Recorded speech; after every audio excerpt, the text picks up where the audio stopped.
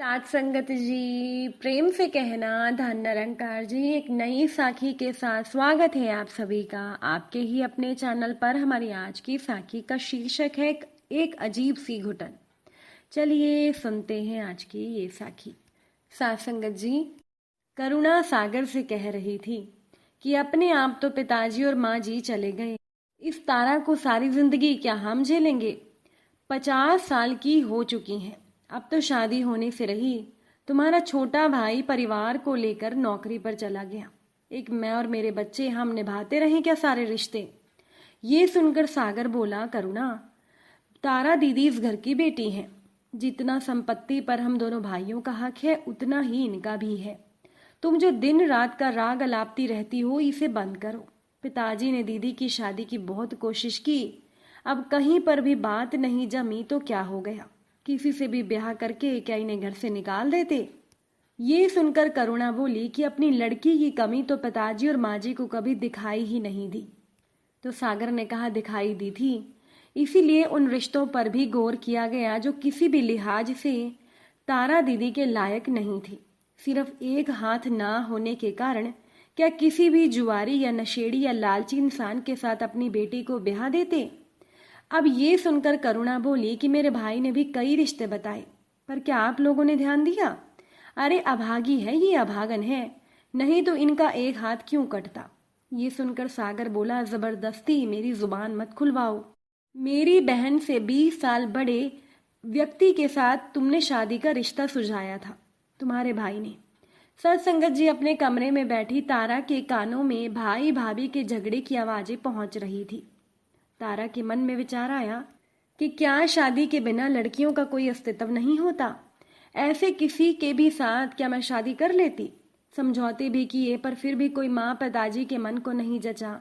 नौकरी है मेरी। फिर तारा भगवान से कहने लगी कि मेरा सीधा हाथ भगवान तूने क्यों छीन लिया, छीनना था तो उल्टा छीन लेता।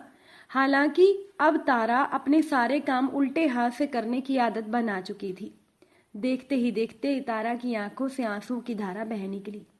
आज फिर से तारा की भाभी ने उसे अभागी कह दिया था। तारा ने सोचा कि क्या केवल एक विवाहिता ही सौभाग्यशाली होती है। तारा के दिल और दिमाग में बहुत से प्रश्न आ रहे थे। अगर ऐसा था तो क्यों दादी उससे अक्सर कहा करती थी कि मेरी तारा तो बहुत भागों वाली है, बहुत सौभाग्यवती है, अपने पीछे अपने 2 भाई लेकर आई है।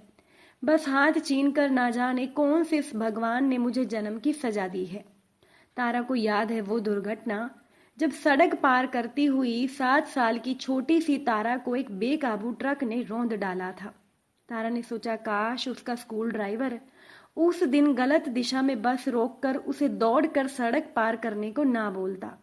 शायद ट्रक वाला भी छूट गया हो, बस ड्राइवर भी अपने हिस्से का दंड भोग चुका हो, पर तारा को तो आजीवन यही सजा भोगनी थी।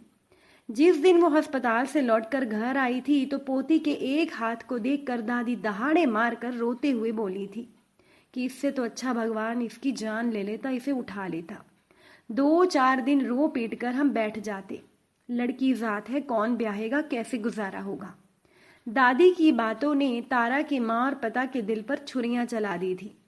माँ ने अपनी बेटी तारा को आंचल में छुपा लिया और पिता रुआंसे होकर बोले थे, ऐसा मत कहो माँ, भगवान ने मेरी बच्ची की जान बख्श कर मुझ पर एहसान किया है। ये तो सौभाग्यवती है जो एक हाथ पर ही ग्रह टल गया। देखना, जब ये पढ़ लिख कर अपने पैरों पर खड़ी होगी तो रिश्तों की लाइन लग जाएगी इसके लिए।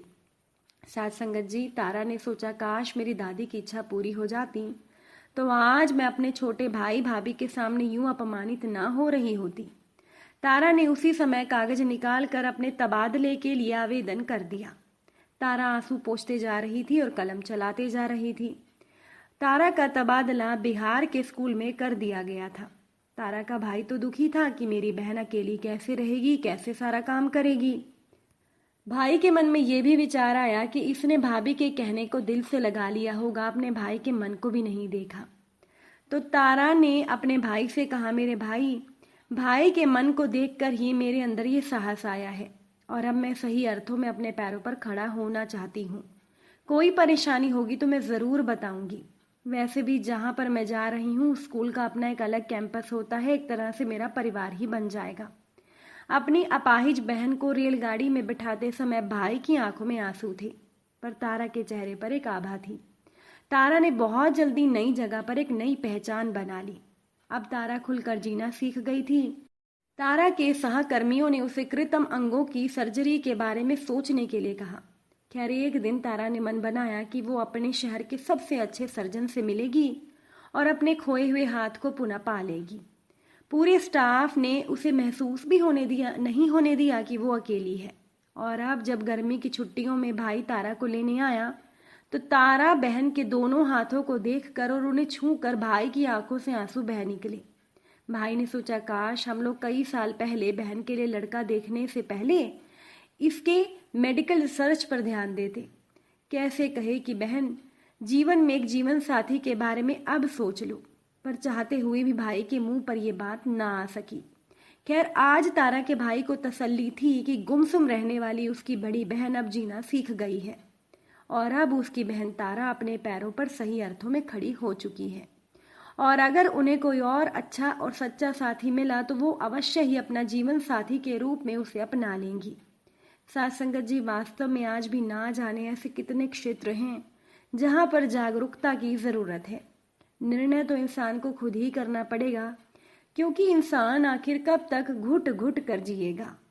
जैसे कि तारा अपने भाई और भाभी के साथ रह रही थी। अगर उस दिन तारा ने अपने बारे में ना सोचा होता, अगर तारा ने उस दिन अपनी भाभी की बातों को दिल से ना लगाया होता, तो आज भी तारा एक घुटन भरी जिंदगी ही जी रही होती। साथ संगत जी, जब तारा ने अपने बारे में सोचना शुरू किया, अपने भाई भाभी से अलग होना शुरू किया, तब जाकर सही मायनों में वो अपने पैरों पर खड़ी हो पाई। और उसके बाद तारा की जिंदगी में भी उसके जीवन साथी ने प्रवेश किया। साथ संगत जी, तारा के ही एक सहकर्मी दीपक ने उसके सामने शादी का प्रस्ताव रखा। दीपक की पहली पत्नी की मृत्यु हो चुकी थी और दीपक की 4 साल की एक बच्ची थी। दीपक को तारा का व्यवहार बहुत पसंद आया और तारा को भी दीपक का व्यवहार अच्छा लगा। और इसके बाद तारा और दीपक दोनों ने मिलकर अपनी नई जिंदगी की शुरुआत की।